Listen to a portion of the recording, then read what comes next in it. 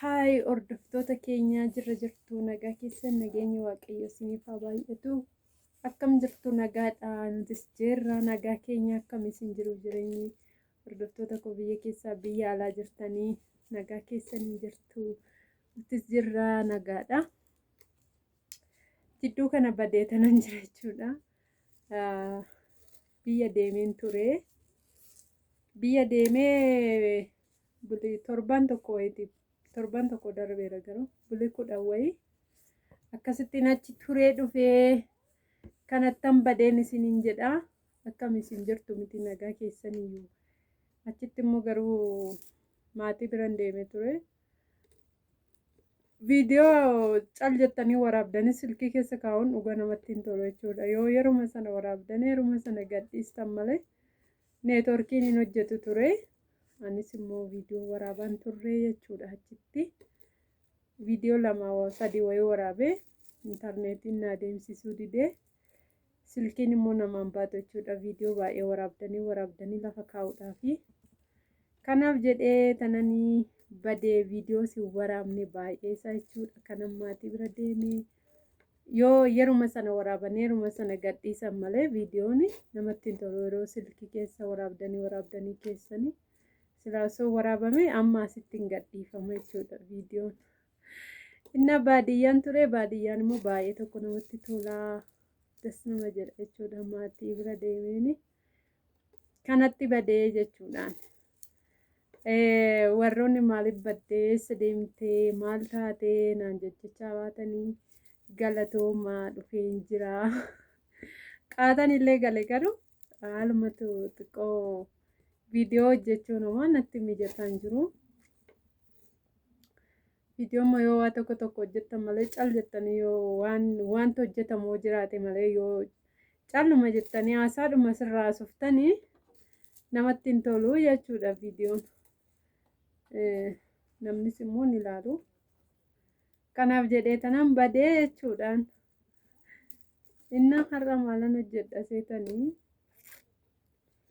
Kaleessa lammiin boqqolloo nu bitee ture. Mataa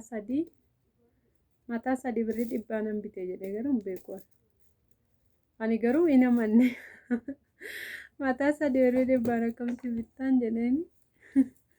Mataa 3 bitee dhufe jechuudha.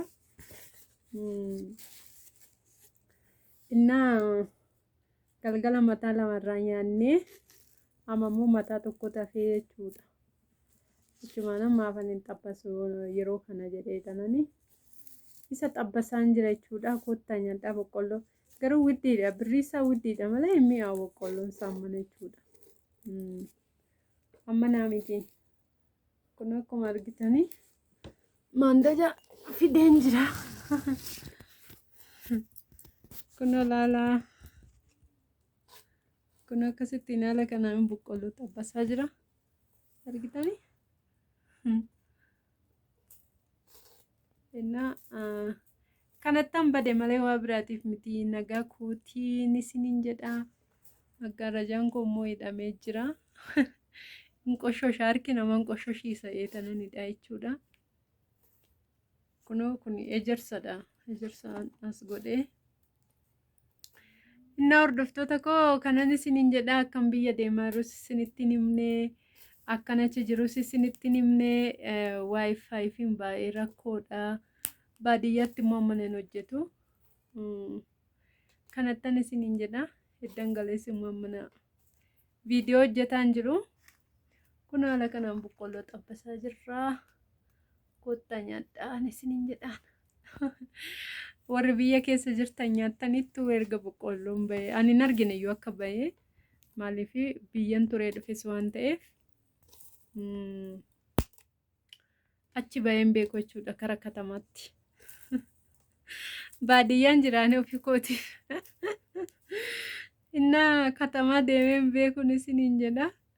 Kanattidha akka baheyyuu an kaleessa lammiin yeroo fidee dhufuun argee galgala jechuudha. Innaa akkanan isiniin jedhaan hordoftoota koo. Baadiyyaan immoo amma ganna ka'e bokkaan amma baay'ee sirriitti roobaa jira biyya keenya. Boqqolloo waan adda addaan balleessa jechuudha. Bokkaan amma roobu bareeda miti. Garuu waan godheef isatu beeka jennee dhiifne jechuudha.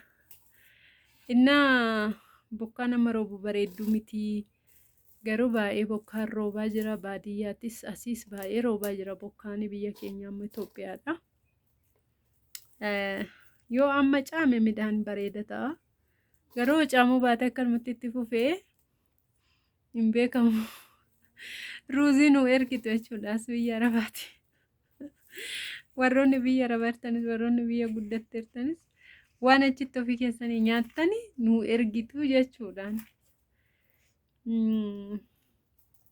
Inna kana sinin jedha amma wanti ga'e hin jiru biyya haa ta'u des nama jedha jechuudha. Baadiyyaan garuu birraa namatti tola. Maaliif asheen dingaa waan hundumayyuu waan barbaaddan nyaattu.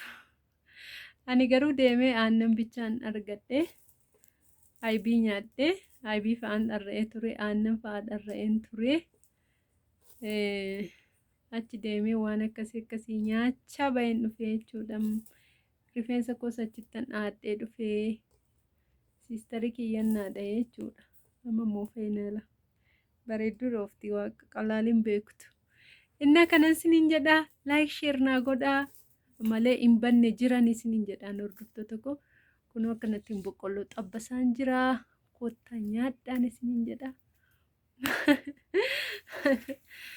Inna lameen boqqolloo bitee dhufee garuu biti sin jenneen akka bahee sin argine hin dharraasisaa laata jedheetu biti na fakkaate. Wanti nama dharraasisu illee amma narraa darbee jira. Yeroo isaa jechuudha. Garuu nama dharraasisa ammas akka yeroo duraa miti jechuudha. Akka yeroo duraa nama hin godhu garuu inuma nama barbaachisa jechuudha. Waa tokko nyaadhu nama godha jechuudha. Innaa sinin jedha hordoftoota koo like share naa godha baay'een isin jaalladha baay'een isin kabaja deebi'een jira hin banne sinin jedhaan like share godha shi bye.